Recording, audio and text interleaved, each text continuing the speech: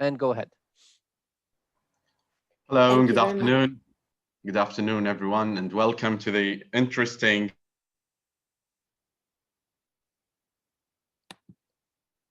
Oops. So something happened with the connection.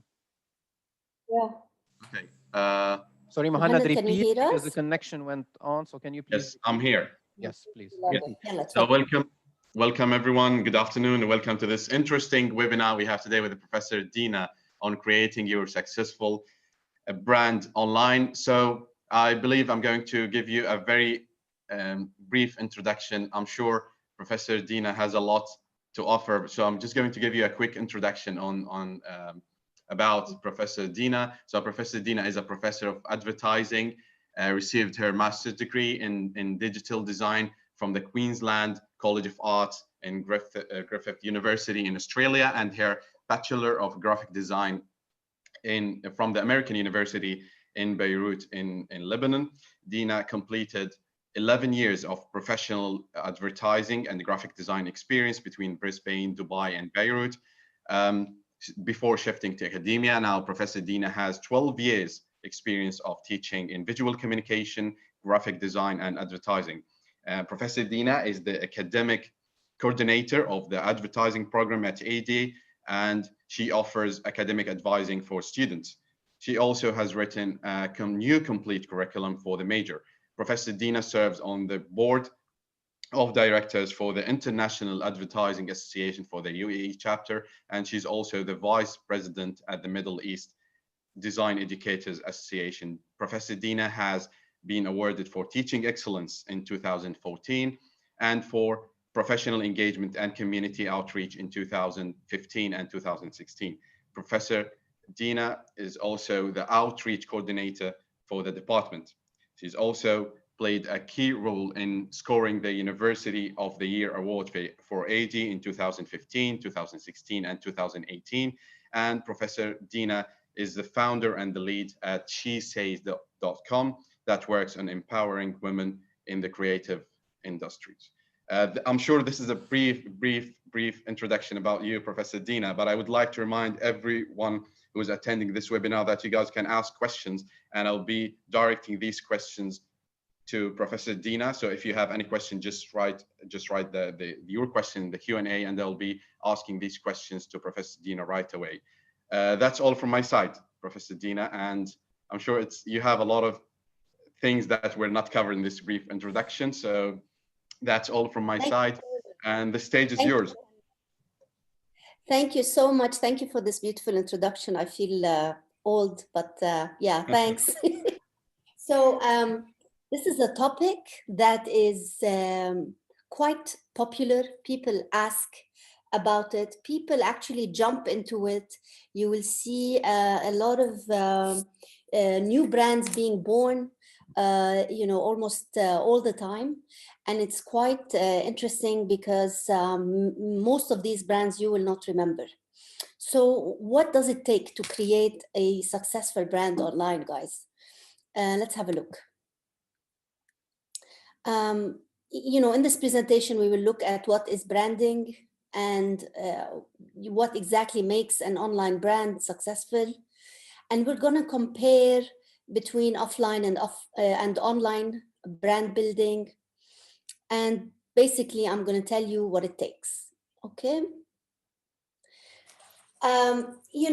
People ask me, so how do I start my brand and how do I do branding online? I have to tell you, there is nothing new. There is no difference between branding as an exercise and branding online. It's actually the same. Branding is branding. Yeah, it never ever changes, guys. It is, you are creating a brand, whether it is online or offline, it really doesn't matter. So if we want to understand how it works, we have to first look at what is a brand, what makes a brand. Please please go ahead and, ask on the chat or answer in the chat. But I would like you to tell me, what do you think makes a successful brand, and what are the examples you can think of? What can you think of, Mohanna, George, everyone? Can you think of a brand that you feel is a successful brand, online or offline?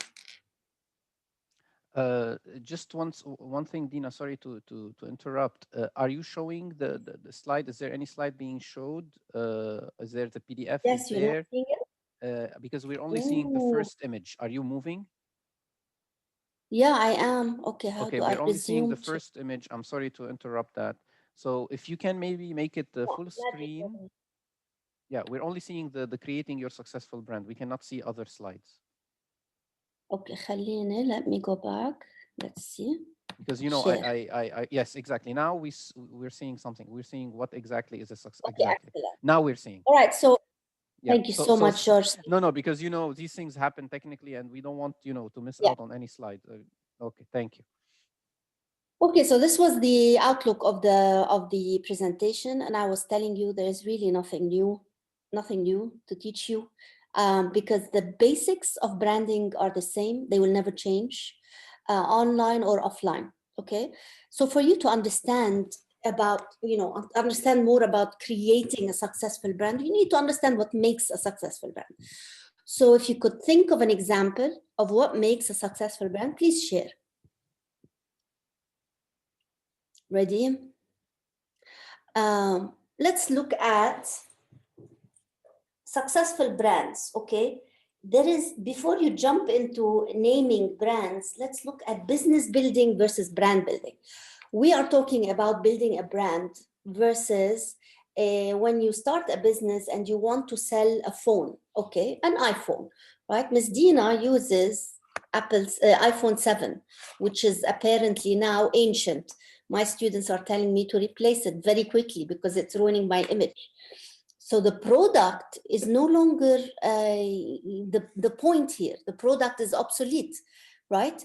So if you are starting a business just to sell phones, your phone very soon will be out of date, will be copied, will be reproduced. You will have better versions. So if it is only you are depending on making a business based on the product or the service, you are thinking very short term. When you are building a brand, you are thinking longer term. So even though now I'm on iPhone 7, I'm waiting for the new phone and I'm going to buy it, the iPhone. Okay, because I trust the Apple people. I trust them. I know that I can count on them. They can get me connected. They don't sell phones, they sell connectivity. So that's the difference. Okay, it is the brand. I think if Zurub is here, he's one of the Apple fanatics. And we were talking the other day, if Apple comes today and offers a brand that gives you photocopy paper, they offer photocopy paper. Apple is going to introduce white paper, the same that you buy from Carrefour for 5 dirhams. Apple is going to sell it for 50. You are going to buy it and you're going to think it is special because it's different. It's probably softer, probably it's whiter. The ink seems to look better on it, which is it's all on your head. It's all in your head. Why you bought it is because you have a bond with this brand. You want to try each and every product it gives you. So there's a certain, a relationship that has been built. Okay. So in this presentation, we are not talking about business. We're talking about brand. So what is a successful brand? This is a brand that offers the same positive experience consistently to a mass of people. So there are two criteria here. The mass of people, so it has to be more than one person, and it has to be consistent. So one iPhone should work, the second version of the iPhone should work, the third version or the third update should also work. If one seems to be out of order, or the service is ruined, or when you receive the package, it's destroyed, it's not the same experience, your perception of the brand changes. Okay. So for me, I'm always excited by the way, they're not paying for this presentation, Apple. But when I order something from Apple, I'm excited even about the packaging because you never have to tear anything. Have you ever noticed? It is all studied and it's very sleek in design, how you peel the seal, you enter, it's all studied, and it's part of the experience, you guys. So that's the whole idea. You have to have a positive experience that keeps repeating each time. And it's not just you, it's you, your friends, your father, your grandfather, all that. Think about it this way. Let's think of cars. Okay, Dubai is an exception, okay? But usually if you talk to any teenage boy, okay, sorry to be, sexist, but if you talk to a young teenager who, and you ask them, what is your dream car? They will tell you Porsche, they will tell you Ferrari, Lamborghini, whatever these cars are. And if you ask them, have you ever seen it? No. Does your dad have one? No. Have you ever been in one? No. So it's like a dream for them. And they already trust the car. They already love the car. They already have this loyalty to this brand. So this is a loyalty that we all look for. Okay. Oh, I want to share a story with you. When I was in the industry, we were working on a new brand, a new chocolate brand. It was a local brand, and they produced chocolate bars that were very, very, very, very similar to Cadbury, like the packaging, the product, the colors, even the purple was there, but it wasn't Cadbury, okay? And we as agency, we were shocked. How are we going to deal with this? It's basically a copy, and this is not what we do. But we wanted to test the product and to see how good it was. So we had a focus group, and we invited people to try product A versus product B. We did not reveal. We chose a Cadbury bar that didn't have the logo. And so they tried product A, which is our product B, which is Cadbury chocolate. What do you think happened? They actually loved our product. They were all choosing it. Product A, it's yummier, it's creamier, it's good. No, the other one was more buttery. No, we don't like it. Second session, the same people, we revealed the brands. We told them this is Cadbury and this is a new startup chocolate brand. Everybody switched to Cadbury. What does that tell you?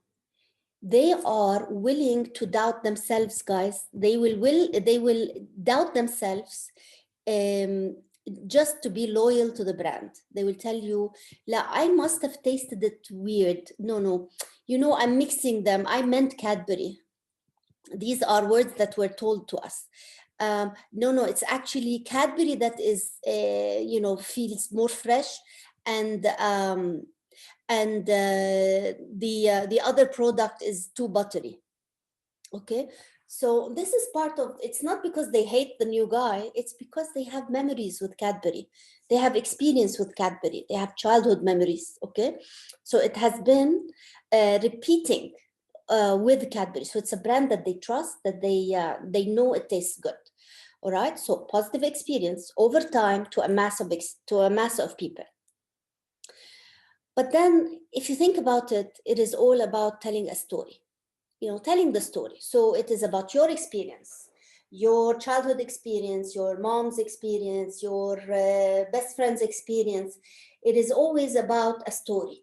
There's a story there being told. So for example, if you go to a supermarket today and you are about to, you want to buy maybe a laundry detergent or a dishwashing soap, and you don't usually do the housework, I hope. It's not your chore, for example, and now you have to. So you're walking down the, all the Carrefour aisles or supermarket aisle, and you are going to choose the brand that your mother used or that seems familiar to you, that has been used before, maybe at your friends. This is where you think of a history, So the brand is a story, and it's about established trust. Okay, so I started a brand. Now what do I do? Okay, what is it that makes makes me makes me a unique brand? Okay, the principles are the same. This is a story that you keep telling over time. And it's usually you start saying, okay, I'm offering you a bottle of water. It is coming from Al Ain, and this is the logo, this is the brand, this is how it looks like. It's never a brand until you buy it, you drink it, and you tell someone else about it, or somebody else drinks it with you. So you basically, you write the first chapter, but then it's about the markets, it's about the stakeholders, so the retail shops, the vending machines that you have in universities. It is about the other brands. So if I'm choosing Al Ain water over Evian, it has to be a reason. There has to be a reason. And finally, by your people. Your people should relate, should identify, should trust, and eventually will be loyal to you. Okay? Saatchi and Saatchi, at the time, their worldwide chairman, Kevin Roberts, spoke about brand love. He says, brands are not brands, they are love marks. And the relationship between the consumer and the brand is beyond reason. It doesn't make sense. It becomes love. Okay. So what happens when we come online? Okay, so the principles are still the same. They did not change. The platforms changed, the channels changed, and so your strategies and your tactics must change. Okay, so before it was more online, a linear communication. I am a brand, I'm going to do a TV commercial, I will do an outdoor, let's have a look. So I will do newspaper ads, I will do maybe radio, I will launch a campaign, talk to my people through PR. This was the traditional way of doing things. Today, we have now smarter ways to actually promote our brands, and that is through online. So what changed is only the platforms and the channels, but the principles remain the same. Okay, so online we're talking about emails, website advertising, those banners, blogs, and of course, social media. Anyway, social media was a result of advertising, yeah? And in social media, a new world was open to us. This is where we could communicate to people at individual level. So we're talking to masses, but each one on their own. And they can talk to us at their own time, whenever they want. They can scroll, they can go into our feed and all that, and they will learn our story. And they will not only read one chapter, the whole book is there. Play with the metaphor. So the whole brand is available. Okay, so you have to be you have the opportunity to be available to your people one by one. Okay. And because of that, when you want to create a brand online, you are basically creating content. Okay, so it's not about launching a logo and telling them, buy my product, it is amazing. This is not enough anymore. You will have to create content that relates to your people, that entertains your people, that engages with them, that teaches them something. You have to decide on the purpose, and you must be creating content that keeps us connected, that builds that relationship. Okay. You also have to manage your community. These are titles. Okay. So community manager is the person who is on their phone ready to reply.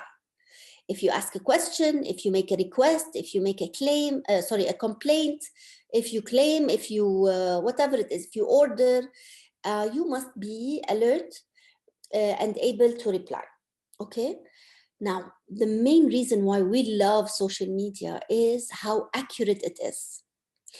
Many people say it's cheap. Yeah, it is cheap, and that is very important. But we love it because of its accuracy.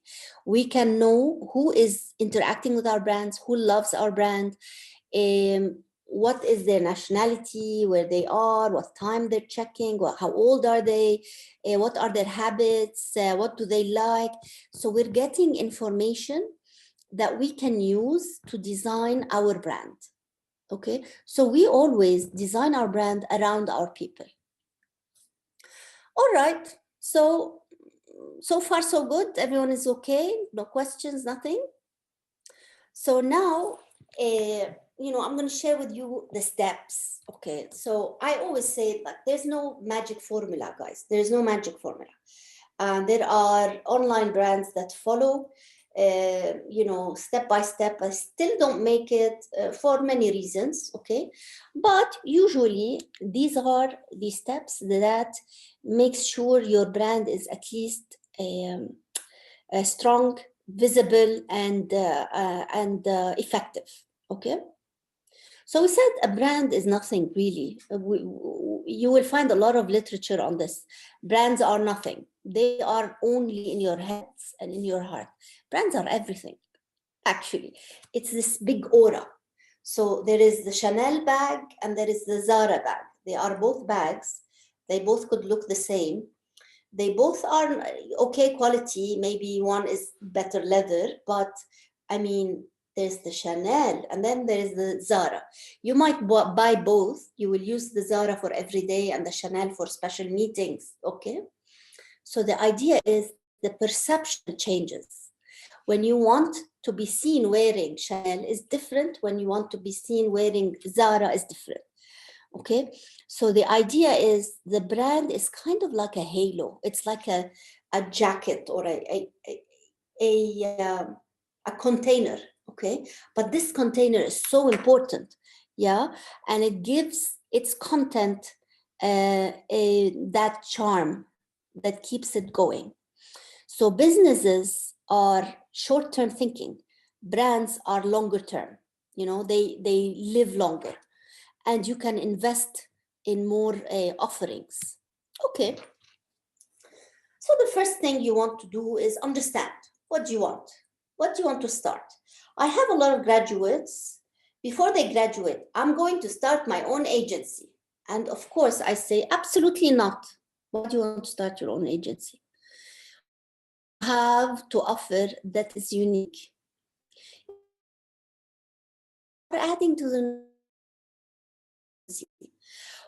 what will make you unique? Remember the trend where everybody was starting to do their own abaya business? Bless my local girls. Each one of them was like, I'm going to start a abaya brand. And I said, okay, great. What is unique? Yeah, your family is going to buy, your cousins will buy, your friends will buy, and then they will stop. So you either think short term and say, for this year, I'm going to sell abayas and I'm going to make some money for my next tuition. Or if you're starting a brand, you need to think what's going to make your brand unique. And you will see them on Instagram. You see a lot of fashion brands that are out there. Some you will keep checking and you will follow and you will even turn on notifications.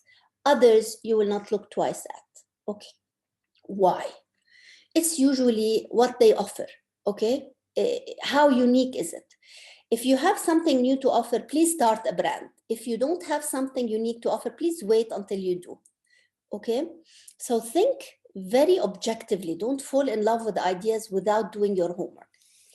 So what does your brand stand for? If I am doing abayas, this is a brand for working women who wear abayas. So I'm thinking practical, I'm thinking maybe diverse. I'm going to look at several cultures. I'm going to involve art. So these are art pieces, not abayas. And then so you're changing. So your offering is unique. You stand for maybe women empowerment. This is part of your promise or part of your DNA.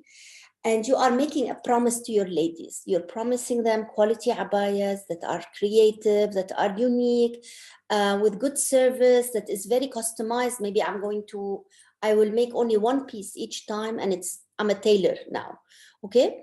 Whatever it is, whatever promise you make, you must, that should define your brand. Okay, online, offline, whatever it is.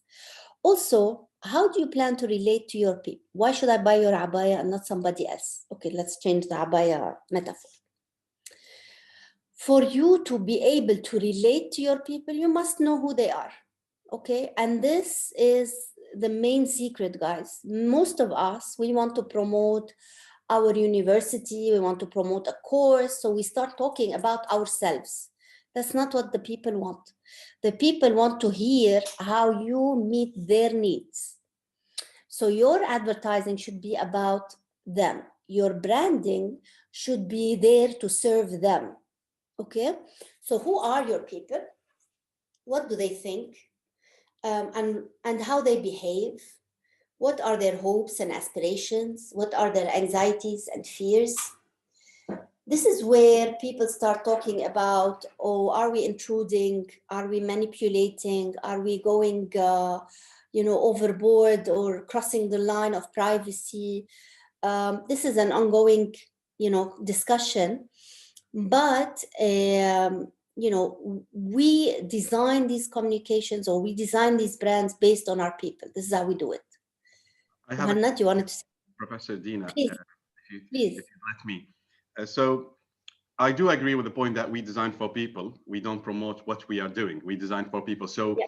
what do you advise on the best way of researching or having a market research to find out the needs of people, the age of these people, the background? So is there, from what I know, there are some companies that they offer you the market research. Absolutely. If I'm starting a new business, if I'm starting a new brand, and I'm not in a situation where I'm going to pay a lot of money for these companies to give me the research. So how do I channel my questions and start my own tiny, small research to understand the needs of people? Look, you have to have the problem-solving mentality. So fine, I can't afford it. I don't want to go to research companies. By the way, yes, you are absolutely right. Ad agencies usually hire research companies that give them all these data. And then it's how you analyze the data, they proceed as such. If you can't do all that, it's you want it at a smaller scale, just talk to people. Talk to your potential consumer. Who are you serving? Are you serving students? Talk to them. Talk to one or two or three, and that's it. Okay. Actually, when we, Leo Burnett does this since his first start. Leo Burnett was a guy, by the way, but then his name stayed as an agency. But Leo Burnett always, when he writes about his consumer, he says, Muhannad is a professor at the, so he speaks about one person only, and he develops a full campaign to one person. But that one person we all relate to, you get?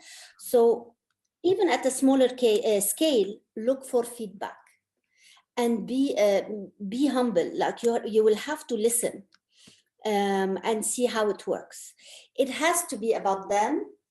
Of course, at one point, you will have to talk about what you have to offer. Yeah, but the most, especially for online, people are not looking for learning about the specifications of the new iPhone. They just want to know what are the new photos they can take. Does that make sense? Yes. Thank you for answering. Yeah, we got that. Thank you. Thank you. So it depends on the scale. It can go as big as you can, as small as you can. But the idea is look for your people and study them. You want to study what do they need? And what's going to make them buy or follow me and love me instead of following another brand? How can I establish that relationship? Okay. The easy way or the textbook way is whatever you promise, you always keep. Okay, so if I said state-of-the-art service, it has to be state-of-the-art service all the time. From the minute they order to the minute they receive the product, whatever it is, or the service. Let me give you an example. Of course, when I ask my students, when I first start teaching about branding, I say, what is a brand? They tell me logo. Your visual style and your logo and the tone of voice, the way you talk, the photography that you use, all the communication style must stay consistent, absolutely. but that is nothing without the experience. So it's all about the story, okay? And this is where it gets scary with online. Let's have a look. So online, your job, if you want to create a brand, whatever it is, you want to create content. That's what you're doing. So when you start an Instagram account, this is what we usually do. And this is what seems to be working in this market, in the UAE, in Arabia, probably around the world. But you will see in different markets, Facebook is still king. Other markets, maybe they use other platforms, okay? But I mean, there are so many out there. You have Amazon, these are shops, but it's also considered a type of a media where you promote your brand, okay? So creating your successful online brands, you must think of content. You want to entertain people, you want to engage them, you want to prove to them that you understand who they are. So if I'm selling watches, okay, I'm not going to talk about my watch except maybe once every week. And for the rest of the week, I'm talking about time management. I'm talking about healthy eating, exercise, I don't know, meetings, planners, anything that rotates around my maybe businessman or a corporate personality that I'm thinking of, that I want to serve. Okay, so I will give them content that they relate to. So at the end, it's a relationship, you know, and the relationship is so intense. You know, I will tell you an example. You know, I'm 40 something, so I'm taking care of my skin, right? So I have a cream, a facial cream that I pay for, and my friends are like, isn't this expensive? And I'm like, you don't get it. This is very important. This relationship between me and my facial cream, you will never get, even if it's a boyfriend or a partner or a husband, or they cannot understand what the relation, they cannot get in between you and your cream. So that relationship is that intense. It doesn't have to be a facial cream, it could be anything. All right, so your content goes beyond your service or product. It's not about the product anymore. It's the product is a plus. Yeah, we almost forget what it is. It is about your people. The content has to be relevant, has to be current. So don't give me old news. It has to be creative, something new. I don't want you to copy, please. The other thing that I want to say, when you want to create a brand online, please stay unique. I've seen shameful copies, and I personally named and shamed them online. And they wanted to sue me, which was very funny. And I kind of asked them to please do go ahead and try to sue me, because they were copying exact copies. Don't do that. People are not stupid. People can tell, and words spread, and your reputation as a brand will be shaken forever. Okay, so never copy. Even if you are super inspired, think, how am I going to beat them? Not copy them, you know. So that's very, very, very important, please. Whatever style you decide to follow, you need to be consistent. And we're talking about consistency even in frequency. So every Sunday, I'm going to talk to my people about fitness. Every Tuesday, I will talk to them about food. Every Thursday, I will talk to them about my brand. Okay? They are expecting me next Sunday. So I have to be consistent all the time. So I have a certain schedule, I have a certain mood, I have a certain tone of voice that I follow. Now, how do I give momentum to my brand? How can I make it more popular, give it a bit more action? Invite participation. So ask people to tell you what they want. Give them, if you're working on that abaya line, ask someone to design a abaya, okay, and tell them, send your designs, and we will choose one design this month that we will produce for you guys. And it will be your design, we'll give you the name, okay? People love to create and they love to give, right? And anyway, you are producing for these people. So you must be giving them I mean, they are giving you their designs anyway, okay?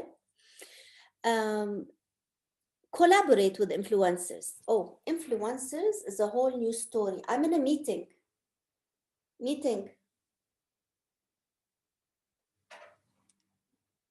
I'm very sorry. I'm in a meeting.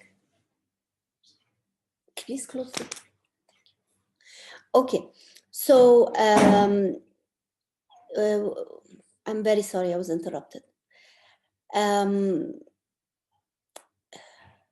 Influencers, this is a term that was, I can do a whole lecture on influencers, by the way, but influencers is a term that was started by ad agencies, by advertisers, and it was advertising professionals and advertisers. Influencers influence sales, they influence behavior.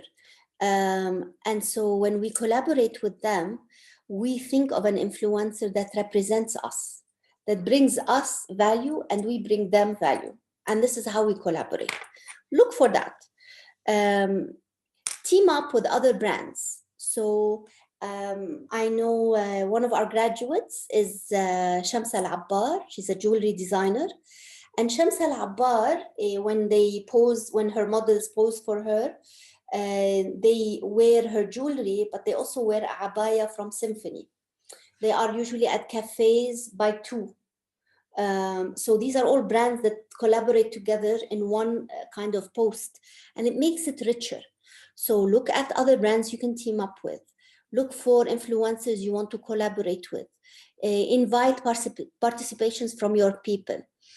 Study your captions. Very, very important, guys. You know, people they work so hard on the graphic design part, so the post looks super beautiful, and then they give you captions that are not trendy. They don't help spread the word, or they don't even use a caption, which is kind of silly. I mean, a hashtag. So captions explain what you are offering. They could be as long as you want. I don't believe in longer captions, but hashtags is where you can spread the word.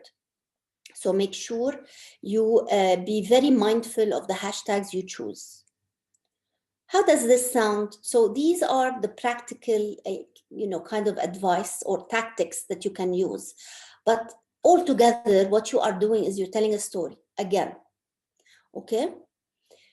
You have to be alert when it's online. You must get the feedback, so you have to listen to their feedback. You must check the metrics. So for social media, for websites, you can see your performance. And this is where this makes a difference. You also look at competition. How are others doing?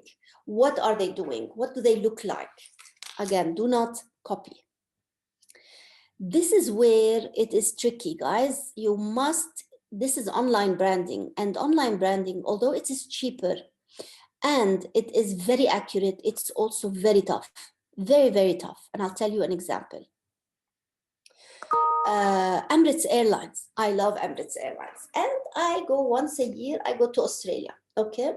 And because it's a once in a year and it's such a long trip and all that, I fly business, maybe I upgrade to first, we don't know, we'll see.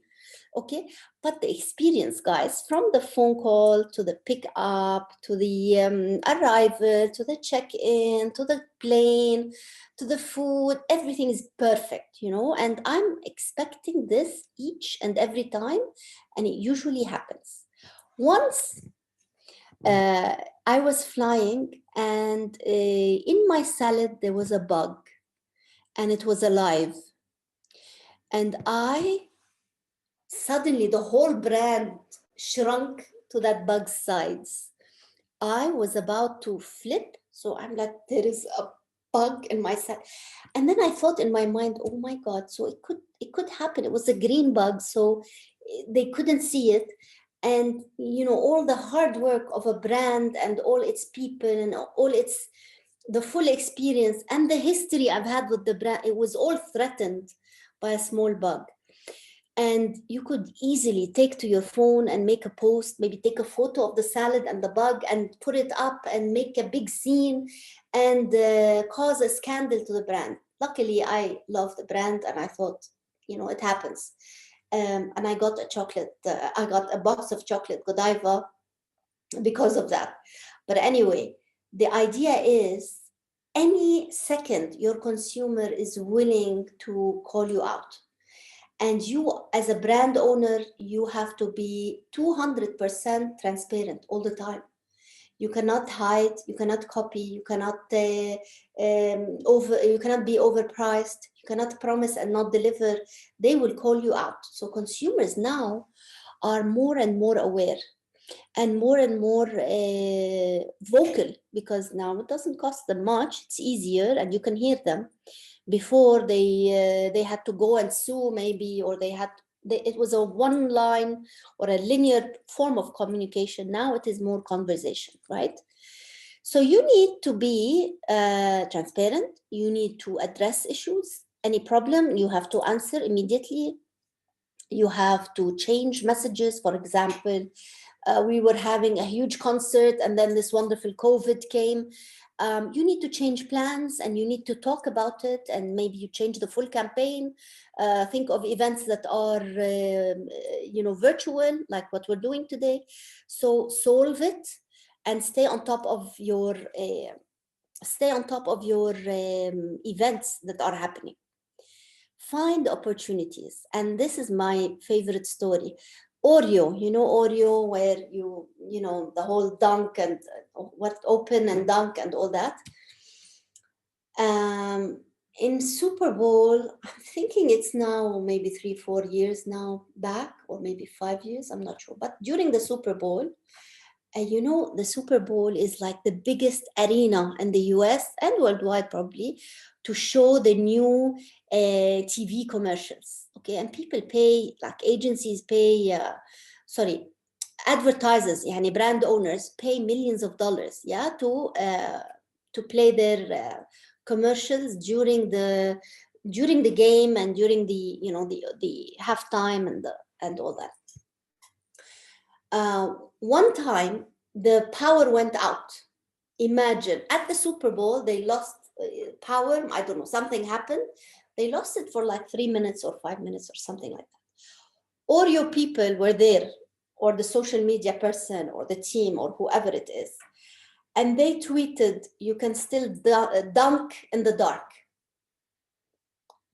I mean, nobody has a glass of milk at the Super Bowl, but still, the fact that they acted or reacted very quickly, they gained momentum. Everybody spoke about them and how like fast you think as an advertising creative. So imagine, you cannot switch off. As an online brand, you cannot switch off. You must stay alert. You must look for opportunities to promote yourself. Whatever is happening around the world, whatever happens instantly where you are, you can make use of it. Okay. Before we go there, so we talked about staying alert. We talked about listening and giving feedback and checking the numbers. We talked about creating content that makes us relate to our people. So it's all about forming relationships. And we talked about the first thing is finding the right purpose. So what is our purpose? What is the purpose of our brand? And how is it unique? And how does it serve our people? How much do we understand who our people are? And then, how consistent are we? Okay. So now, if you look again at everything, this is a brand that is the successful online brand is a brand that is transparent, it is active, it is engaging and consistent online. So you have to be, super clear, super honest. You have to be super active all the time, so you can't switch off. This is why social media people are always overworked, and many brands do the mistake of hiring one social media person and giving them so much to do. So they will have to think of promoting. They will have to do the scheduled posts. They will also have to answer complaints and all that. And this takes away time for them to create, to become creative. And if you're not creative, your brand becomes what? Boring, becomes, redundant, becomes like any other brand, So staying unique depends on creativity. Okay. Active, engaging, and consistent online. So whatever you get your people used to, you have to stick to. Okay. So the same perception must be maintained at all times. And this, of course, has to be a positive perception. Be it an experience, be it an Instagram post, a story, a live, a snap, or a tweet. You're using the different platforms, you're following different tactics that involve, the online platforms. But the main principle of brand building is the same. You are trying to stand unique. I forgot to tell you one thing, and I'll do that to end the talk. How branding started altogether. It started by farmers. Farmers were mixing their sheep. So you'd have these huge farms, and then they will go and the sheep will go and, they would be eating or whatever. And then when they want to collect them back to the barns, they were taking each other's sheep. So they came up with this poor sheep. They came up with this hot metal to brand the sheep, so that they would know which sheep belongs to which farm. That's how it started. So the whole idea is about being unique, how to stand out, how to mark your product and give it that halo around it, give it that personality. So this is a personality that is told. It's a story that is told, and it's a story that we relate to, that gives us a personality that we love, that we identify with, that we are willing to follow, for as long as it goes. Think of all the brands that are 50 years old and more, and think how consistent they have been. And that's it. How does this sound? Yes, I have a question. First, thank Please you go so ahead. much. Yeah, so thank you so much, Dina. It's really, really amazing and very interesting, how you put things. Good. At least I can say it from my perspective, it will help me a lot, in the way I think about, how I can brand things and how I can, do my things online. Yeah. I have a question. You mentioned the story about the bug, and actually, this is very powerful. I mean, it's actually a small mistake that can threaten all the trust that is between the consumer and the brand. And mistakes, Absolutely. we're all humans. I mean, these things can happen. But what is your strategy on when these things happen and they go online? And for example, assuming you took a camera, you took that bug and you started and you made a big fuss out of it. I mean, how would you advise someone who already have a brand, and sometimes they might have that mistake happen? So how would you advise as a strategy for them to fix it, or what would be the best way to deal with these type of mistakes? It happens all the time. If you talk to Etisalat, by the way, we have the social media certificate that we that we offer here, the diploma that we offer to influencers at AUD. And I was teaching them, and one of the students was a representative of Etisalat, and he told me on social media, he tells me all day, all what they do is damage control. So people complain, and they scream and they yell and they want to ruin the whole history of Etisalat. And all what you can do as a brand owner is, one, own up to your mistake. So if you've done the mistake, you must confess, so you cannot hide it. Second, offer some sort of compensation. How can I make it better? Like the box of chocolate that you had. Absolutely. I was thinking free ticket, but it didn't happen. Maybe if I screamed, I would have gotten a free ticket, but I felt bad. Okay, no, you had the loyalty to the brand. You didn't want to, to hurt the brand. Yes, absolutely. Yeah. So the idea is, number one, always, of course, internally, you're going to kill someone who did a mistake, probably, or find out what happened. But when you are talking to your people, own up to the mistake, offer them compensation, and see how you can move from there. That's all what we can do. So that's the damage control. Okay. I think just giving them the space to complain and to get everything out, just listen to them. You're right. You're always right. And then just to let them give you everything instead of going online and take their complaints online so they can speak to you. And I think it's very important to make them feel that they're always right. And yes, we did a mistake, or sorry about this, and we can give you something else. I think it is. Yeah, sorry. It is actually very, very important now. You feel like there's a lot of power being given to individualism. So now people have a place or a platform where if they feel that they're not treated in a fair way, or there's a mistake that happened, they can go on that platform and just scream or make something that will make a difference. And I think that is actually quite powerful. I mean, I'm happy we live in this era. That's actually quite powerful and gives a powerful tool to individuals. It's powerful, and it's powerful both ways. It could be super destructive if you are not able to maintain your brand. It will be gone. And it's if you are not able to meet your promise, so you're telling a lie, or you're not able to deliver the promise that you made, people will call you out. And I wanted to say something, I forgot. I'm so sorry. Give me 1 minute.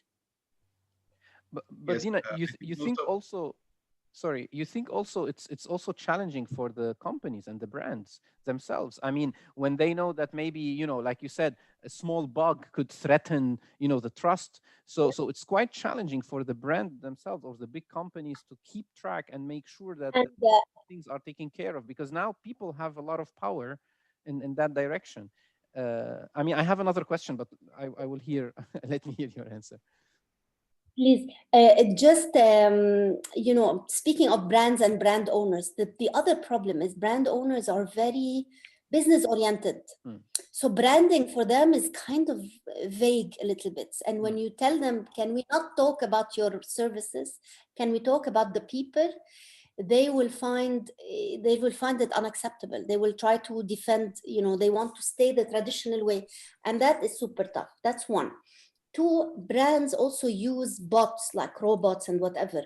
And so when you are complaining, you will receive the same message as if somebody who is giving a compliment. They both receive the same message. Thank you for X, Y, and Z. We will get back to you, blah, blah, blah. I feel like this is very, very dangerous. So how you manage the communication, do not use robots for things like that.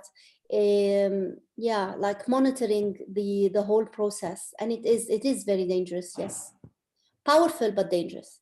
Okay. Yes, you had questions. I think we have Patricia. She's asking a question, so I just asked her to type in the question in the Q&A section. I'll be asking you I will direct the question to you, Professor. Pleasure.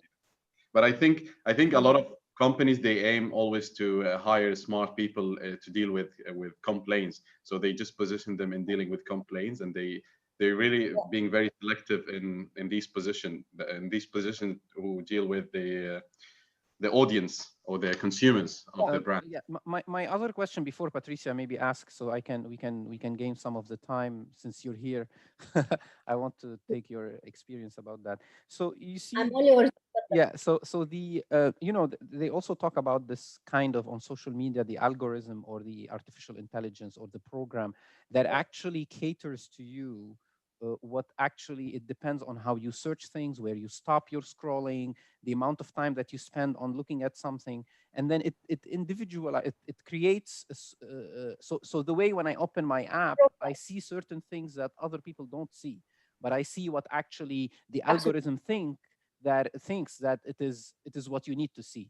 Where do you stand on this? Do you think this is a good move, a bad move? Where is your stand on that? I think it's a very good move because I don't want to see any ads about shaving creams for men. Okay. You know, the advertising that I see relates to me. Okay. You know, that's the whole idea. So it is catered to serve you better. Okay. So yeah. So you stand on the positive side. I think you stand on the positive side. Absolutely. Okay. Absolutely. I think it's a good. Dina, is a little bit also it actually limit individuals to only what their perspective. So you don't think that sometimes it's interesting to see the other perspective, because in this type of algorithm or in this type of way of just catering to what you think might be what you think you need might also make you oversee the other perspectives? Look, there is always there's always you and your input, right? So for example, personally, I love accessories. So every time I go on Instagram, all the ads on accessories come. Now I'm looking at outdoor furniture because the weather is looking better. Okay, now all the ads are coming out on outdoor. So the algorithm follows me. I don't follow it. You get it? So when you change your search, the algorithm will follow you. So I don't think it's limiting. You have to keep looking, you know? Okay, so yeah, I think it's just there to serve you better. Okay. I think we will always have more and more ideas on how do we listen more carefully to our consumer. And that is the act of listening. We're listening to the hashtags, we're listening to your likes.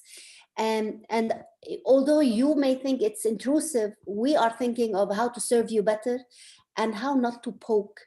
You know, I give this example, you know, on Facebook, when you have that friend who pokes, remember the poking? Yes. And sends you messages and gives you comments, and you're like, kind of, you don't even remember who they are very well, and they keep sending you, you are you are bothered, okay?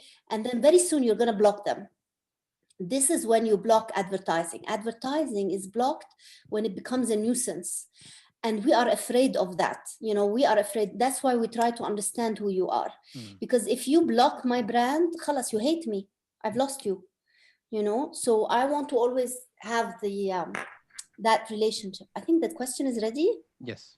Yeah, and so Patricia is asking, when starting a branding, whether it's was presenting a service or a product, there's always the dilemma between finding the right purpose and being targeted with the product or the service, and being more broad and presenting different types of products to target more people. What is the smartest way of thinking in here? Look, your purpose, what you offer, you have to be fully comfortable that you can be able to offer this for the next 2-3 years, for example. Okay, if you are able to give me the range, then go ahead and do it. If you are able to give me one excellent product and you prefer to focus your services on that, or your whole brand on that, you can of course go ahead. You know, there's the brand, there's a famous model, her name is Najine something, and her product is this Jisoo. I'm going to type it. No, I can't type. Jisoo. It's like an oil, hair oil that is made of honey. She's made a fortune out of it. It's just one product. That's it. This is her whole brand. So it's not impossible. But you have to decide. It's a case-by-case kind of thing. I hope that makes sense. It's a case-by-case, and it's whatever, you can go both ways. There's no right or wrong, but as long as you are able to cater. You're welcome. All right, I think that's, yeah. I want to talk to you also about, the product or the service that you're offering. That is the core of your brand. Okay, now I was talking about branding and advertising because that's my profession. But if your product is not good, we cannot do much. You know, you cannot do much. Like basically we'd be lying. And that, you don't want that. You don't want to overpromise. Marks and Spencer's, they counted on word of mouth. They never used advertising. For the first 30 years of their brand, it was only about the quality of their work, their garments, and people talking about them. Only after 30 years, they decided to give in and say, okay, fine, we need advertising. So, yeah.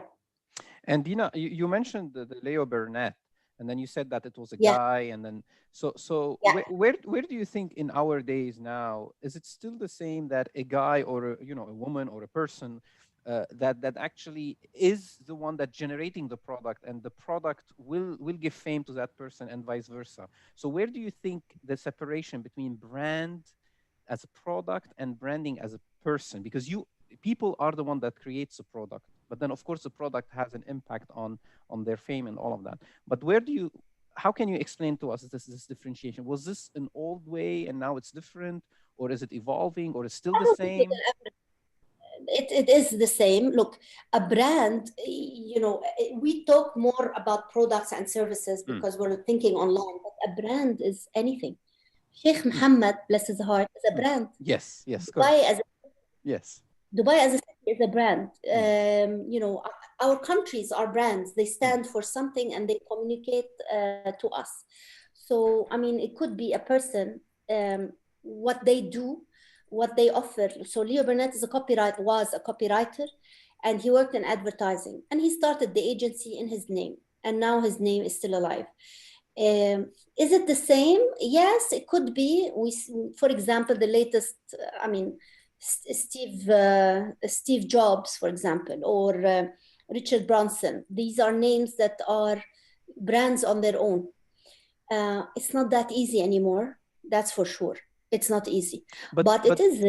Yeah, but do you think the human figure gives an added value to the product itself? So by saying Steve Jobs, I mean it also kind of make it more human. We are closer because there's a human figure behind that. Do you think that also helps the branding itself? Yes, it does, and this is where influencers shine. Okay. They feel like their human addition gives to the brand. Got it. So, but you have to be very careful which influencer to choose. Okay. For example, if you have, again, bless his heart, if Sheikh Mohammed today goes on his Instagram, opens a tap, fills it with water and drinks it and says, Dubai water is now drinkable, we will all drink. We trust the guy, right? Yes. If, I don't know, if if a fashionista comes and drinks water from the tap, I'm going to be like, thanks. So you have to choose what does she or he stand for, and how do they promote your brand? Where do your values, how do they meet? Yes, they add value, absolutely. Okay. But you as a person starting a brand in your name, you must, again, it's the same process. You must be unique, you must have a purpose, you must stay, it's the same rules. The principles never changes, just the tactics. Okay. But I think sometimes in some cases the brand makes the name. So I'm unknown guy. Absolutely. I would do the brand, and then the people would just know me through the brand, my quality of work. So yeah, that's it. Sometimes it goes. And now when we teach our seniors, we tell them, now you're preparing your portfolio. We tell them, think of yourself as a brand. Who are you? What do you offer? How are you going to look?